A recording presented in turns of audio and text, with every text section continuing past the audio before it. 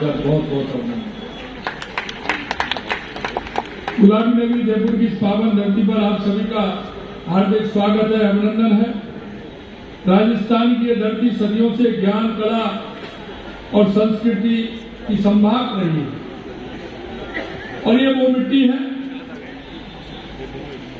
कि यहाँ साहित्य की अद्भुत कलाएं हैं। ये फेस्टिवल मात्र एक साहित्य मेला नहीं बल्कि विचारों का महासमर है।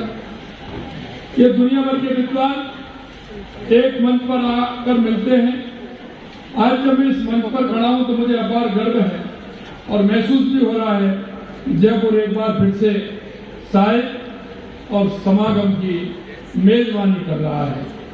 हर साल ये आयोजन नई ऊंचाइयों को छूता है, नए आयाम स्थापित करता है और साहित्य की दुनिया में नए मानक करता है।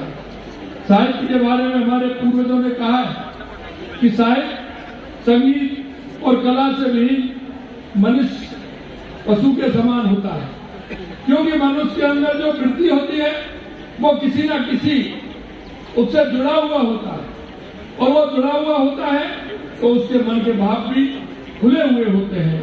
साहित्य मनुष्य की संवेदनाओं से जोड़ता है, साहित्य मनुष्य को करुणा से जोड़ता है, साहित्य मनुष्य को विनम्र बनाता है, साहित्य मनुष्य को चिंतनशील बनाता है।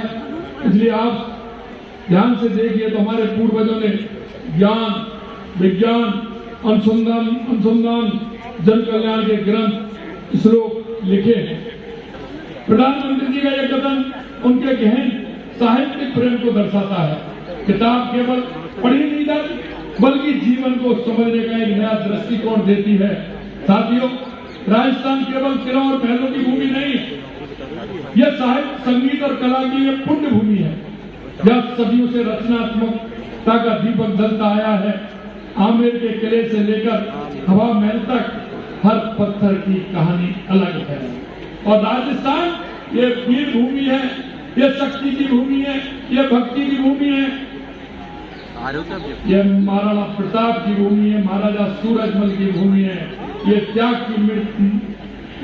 की प्रमूर्ति पन्नाधाय की भूमि में, भक्ति की भूमि मीराबाई की भूमि है और पर्यावरण को अपने आप को समाप्त करने देने वाली माँ, हमारी माँ की भूमि है जिसने अपनी बेटियों सहित अपने आप को समर्पित कर दिया।